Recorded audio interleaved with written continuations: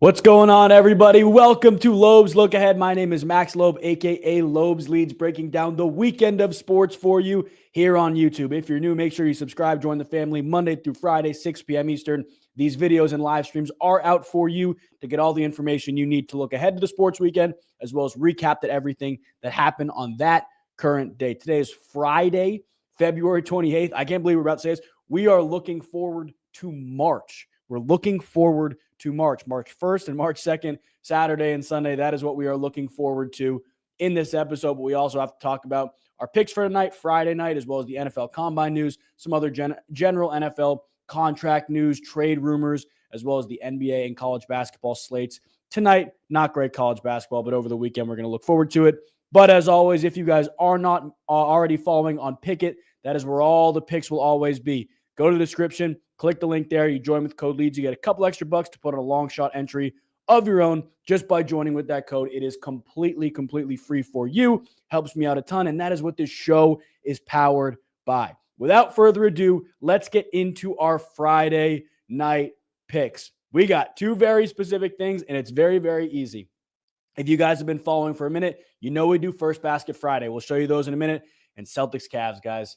I'm not thinking too much about it. We'll break that game down very briefly. We broke it down in depth the last time we talked about this in a video, but Celtics Cavs, that's what we're talking about. Without further ado, let's get into it. Let's break this down. Now, if you guys, again, are not following on Pickett, all of this stuff has been outlined for you already. If you've been following on there, you will see these picks as they are entered, and you can just click on it, copy it, and ride it with me. Our First Basket Friday, if you don't know how to ride these, here's what I suggest you do. You sprinkle a little bit on each of the three ones you want to ride individually. We are on Donovan Mitchell against Boston Celtics at 7:30 p.m. Eastern.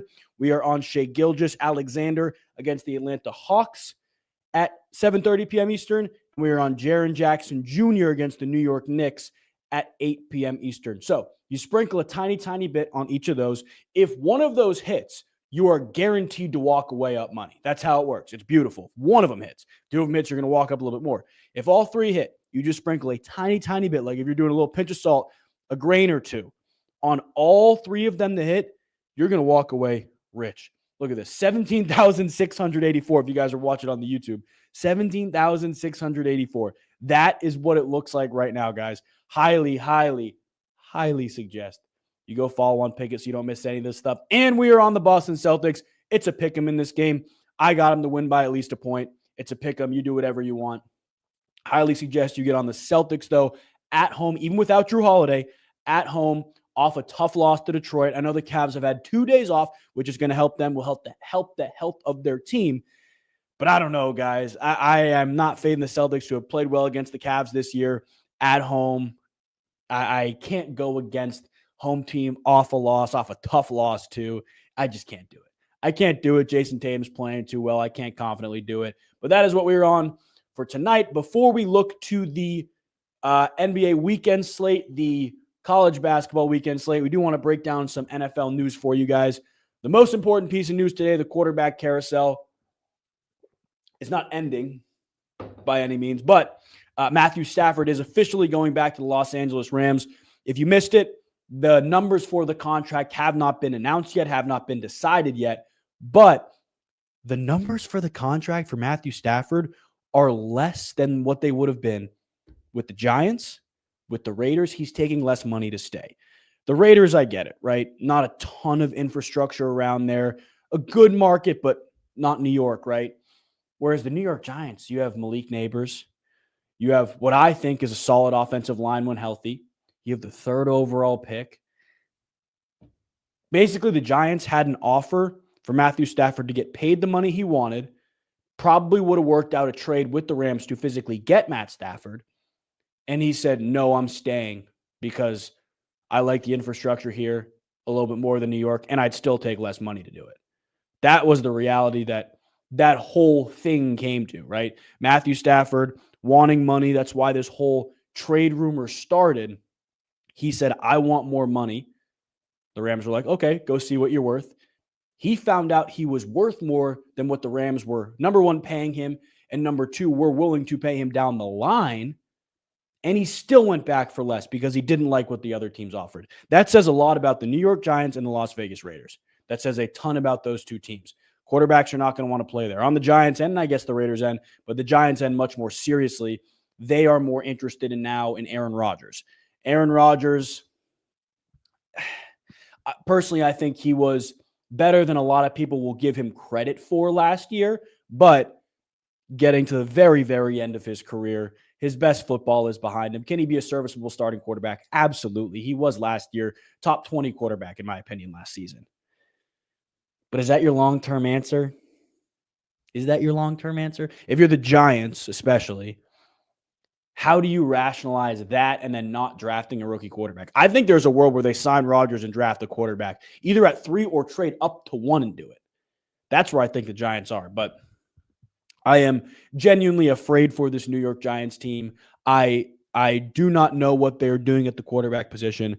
Plan A, drafting a quarterback, and the first 2 picks of this draft could be out the window because you have the 3rd overall pick, that Drew Lock game. Plan B, Matthew Stafford, he's going back to the Rams. That's out the window. What's your plan C? Aaron Rodgers? Is it hauling to get up to number 1? Is it mortgaging your future to get the 1st overall pick, which you said you were not going to do? I don't know what the plan is with this Giants team. I really don't know what it is. We're going to find out in the next couple of weeks, especially as free agency starts, but I don't know what the plan is. Other Rams news, Alaric Jackson, a guy I said was a prime candidate for the franchise tag. They worked out a long-term deal, so he's staying there, I believe, 3 years, $57 million, so just under that $20 million per year range compared to what Trey Smith is being paid. Obviously, as a tackle.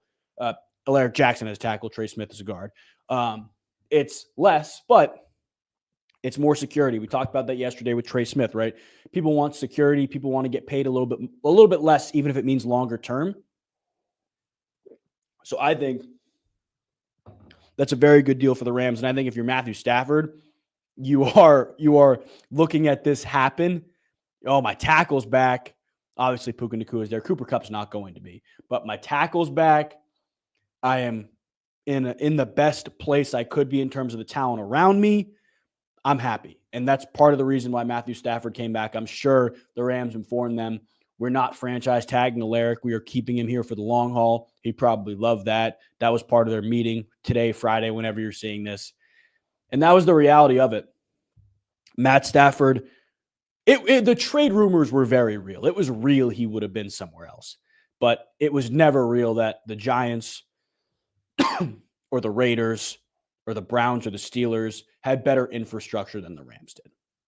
That was never going to be the case. I do want to talk about the Raiders very briefly, their quarterback situation, because a name that's swirling in their circles, Sam Darnold, very interesting. But Justin Fields and Russell Wilson are 2 other very, very interesting quarterback prospects or potential options at the starting quarterback position that I want to talk about. Because Justin Fields, I made a video on him, if you're watching this yesterday, on Thursday, regardless, talking about how great his numbers were, how much better he can be in a system. But I was listening to Adam Schefter on Pardon My Take, and he made it seem like the Pittsburgh Steelers are guaranteed to bring one of those guys back. If I'm the Steelers and I'm looking at Russell Wilson, who's 30-odd years old, whose best football is probably behind him, and Justin Fields, who's 25, who was a dynamic rusher last year, who showed you some good things in your offense, how do you not keep Justin Fields? How do you not keep Justin Fields? That blows my mind. I can't believe that. Regardless, I think Justin Fields stays in Pittsburgh. I told you yesterday teams should be pounding the table to bring him into their building, but I think he's going to stay in Pittsburgh. Outside of other NFL news, nothing super crazy today. No big contract extensions. There is one big trade rumor swirling. DK Metcalf to Green Bay reportedly would take a receiver and the 23rd overall pick from Green Bay to get DK there. I mean, I think that's a mutually beneficial trade. It seems like DK does want out of Seattle. I don't know how true that is, but, where there's smoke, there's fire, so you don't want to push that to the side too much, but a moderately real trade rumor. We'll talk NFL Combine here in a second, but before we do, I want to talk about the NBA weekend slate because it's a very, very good one. As always, guys, if you are new here, we are going to break down the slate day by day and make sure you guys know what is happening across the NBA. Now, if you have not seen already, the slate for Sunday, in my opinion, is a little bit better than Saturday, but we are going to start with Saturday. You have the Washington Wizards at the Charlotte Hornets. You have the Brooklyn Nets at the Detroit Pistons. Kings at Rockets, Spurs at Grizzlies, Bucks at Mavericks, and Warriors at Sixers. I can tell you right now, I will be on the Golden State Warriors just straight, and I probably will be pairing that with Houston at home against Sacramento. I think you can get a nice little plus value play there. If you want to put that in, you will be completely fine across the board with those two teams. If you want to do a three-teamer, I like Golden State a lot. Memphis at home against San Antonio. San Antonio is not playing good basketball. And even though Brooklyn's a little feisty, Detroit against Brooklyn, you can put those three together. Highly suggest you that. You'll get a plus play regardless. But the slate on Sunday, we got Denver at Boston. We got Portland, who's not great, but at Cleveland. Cleveland back at home. Chicago, Indiana. Knicks, Heat. Toronto, Orlando. Oklahoma City against the Spurs again. Pelicans, Jazz. Clippers, Lakers. And then Timberwolves, Suns. Truthfully, here's what I'm going to do. Whoever loses the game on Friday night, Celtics, Cavs, I'm going to hammer them the next game. I'm hammering them the next game. That is the reality. Those teams don't lose that many in a row. Especially the Celtics will be coming off. That'd technically be back-to-back losses. If the Celtics lost, they are not losing 3 games in a row. That is not happening. That is not happening. I am going to hammer whichever team loses that game on Friday and, probably pair them with New York on the road against Miami. I think Miami's playing good basketball, but I can't confidently lean into them too much. I mean, obviously, Oklahoma City on the road is going to be good, but they're going to be heavy favorites there. Lakers, Clippers, looking ahead, it was only a couple points between the two across the board. Lakers probably going to be favorites there, but I do like the Lakers at home against Clippers. I was going to say LA. I do like the Lakers at home against the Clippers. And then moving to Minnesota, Phoenix, it'll be Anthony Edwards' first game back from the suspension. I'm probably going to lean into Anthony Edwards. I'm probably going to lean into Anthony Edwards, if I'm being honest. I like Anthony Edwards. I'm not going to give you anything yet. That's why I got to follow on pick it, but I do like Anthony Edwards. Take a lot of shots in that game. He's played well against Phoenix in the past. I like Edwards in that game. Let's talk combine stuff real quick. Again, guys, if you are new and you do not know how this works, let me get this out here. Every day, Monday through Friday, we have these streams and videos out for you, keeping you up to date on everything. NFL Combine, so this is coming out on Friday. So we'll recap what happened very briefly. Some people are still running right now, but we will recap and then look ahead to the weekend because the next time you see a video will be Monday, recapping the weekend. NFL Combine, right now, where today it was the DBs who were doing the majority of their drills. Nothing super crazy from what I saw, to be honest with you. Tight ends were also in measurements and drills today. Tyler Warren, very good player, but cool story reading a little bit about him. He is going to be an absolute stud wherever he goes. Looked really good in the media interviews. Obviously, those top guys are not really participating, but whose media interviews were today? Shedeur Sanders, Cam Ward, all the top quarterbacks. Now, quarterbacks, running backs, and wideouts will be doing their drills, their 40s, on Saturday at 1 p.m. Eastern. So make sure you are following on the socials to stay up to date on that. There'll be a couple videos on YouTube, but the socials are the best place to stay up to date on that.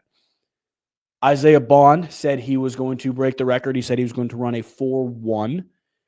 That's very hard to do. I think we can come back to this video and see if he does it.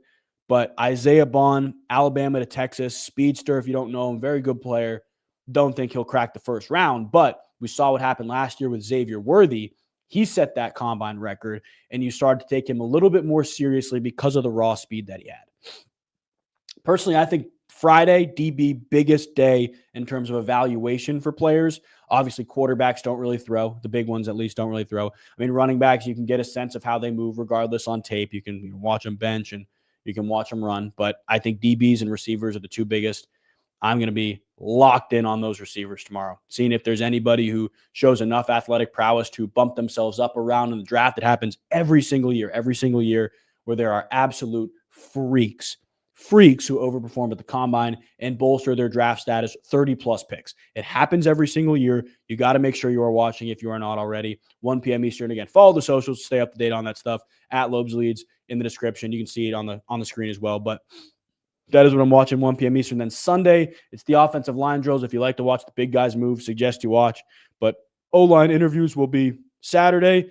Their big day will be Sunday. And then on Monday, we will have a combine recap video on YouTube. So again, make sure you're subscribed if you're not already. Let's finish this up by looking at the college basketball slate for the weekend. Obviously, Saturday is an enormous, enormous day. Pretty much the last full weekend before the conference tournaments kick off. This is going to be an unreal weekend, especially for those bubble teams, because the state of college basketball right now, if you are worthy enough of potentially being talked about on the first four out or last four in or whatever, and you win out or make noise in your conference tournament, you're probably going to make the tournament. But it's winning out and doing that. So let's take a look at who's playing this weekend, the matchups across the board in the college basketball world. I am very, very excited for a couple games on Saturday. I mean, Sunday's slate is literally non-existent. We have big game wise, we have Maryland at Penn State. Obviously, Maryland coming off that crazy loss to Michigan State. We have Clemson at Virginia, UConn at Providence, Miami at UNC, Butler at Villanova, Auburn and Kentucky. This is a big game that I am watching. Auburn and Kentucky. We have Arkansas against South Carolina. We have Texas Tech at Kansas, Air Force, New Mexico, Minnesota, Nebraska, Richmond, Dayton, Oklahoma, Ole Miss, Seton Hall, St. John's. That's a big one. St. John's has been our wagon all year long. Got LSU at Mississippi State, Tennessee hosting Alabama. We are going to be making a pick in that game. I'll talk to you guys about that in a minute. Creighton Xavier, Cincinnati travels to Houston. Houston won't lose that game. We have Missouri and Vanderbilt. That's going to be an awesome game. Pitt, Louisville, Indiana, Washington, Florida State, Duke. Duke is minus 10,000 to win that game. Marquette, Georgetown. We got Oklahoma State against Baylor, A&M against Florida, Arizona against Iowa State, West Virginia at BYU, Oregon State, St. Mary's, and then Gonzaga and San Francisco. I can tell you guys what we're going to be on for our three-teamer. I believe we've gone back-to-back weekends hitting our three-teamer. We definitely hit last weekend, if I'm not mistaken. We did 2 weekends ago. But this is very, very simply what it's going to be. BYU's been a wagon for us all year. At home against West Virginia, I love them. Florida, at home against A&M, I love them. Scrolling back up, though. I do hesitate with this, but I find it really hard to believe Mississippi State loses at home to LSU. You get that in 123 or so. I find that really hard to believe. I find it hard to believe they lose at home to LSU. But if you don't want to ride that, you can add in an alternate for, where'd they go? The Missouri Tigers. Tigers are 2-point favorites on the road. But if you want to go alternates, it's not out yet. Let me see if there's an alternate, like a line that you can put it at. Some type of spread where it's Missouri plus 5.5, 6.5. It'd be around this like 500-ish number for the leg itself, and you're going to get an even play. That's what we're going to be on. If you do not like, again, I want to say that one more time. If you do not like Mississippi State, that is what you can get on. But I would go Mississippi State, to be fully honest with you. We scroll back over here and give you guys what the official number is. Again, if you guys are not watching on YouTube right now, the socials over here, make sure you are in the profile looking at this on YouTube, subscribed over there if you're not already. But getting back over to where'd they go? The Mississippi State Bulldogs, it'll be 123. Highly suggest you get on that. I'm probably going to put a couple units on that. Our three-teamer across the board has been good to us back-to-back weeks. That is what we're going to be on for the college basketball slate. And that is our final topic of discussion for Loeb's Look Ahead, looking ahead to March 1st. For those of you guys who are on here right now, any socials, YouTube, tomorrow or when you're seeing this March 1st, we will be doing a special new series on the socials, Mustard March. It's exactly what it sounds like. Mustard March, eating a spoonful of mustard every day in March. But on the socials, I'm going to do that on video, and I am going to give you a random 2010s football player. As soon as I do it, the first one that comes to mind, and I'm going to do it for all 31 days of March, if I'm not mistaken. 31 days of March, keeping you guys entertained and updated and really honestly reminiscent on the 2010s football players. So make sure you're locked in on the socials if you're not already. I will see you guys on Monday, 6 p.m. Eastern. Same type of video, same style, recapping the weekend as well. I hope you guys have a great weekend. And as always, stay positive. God bless.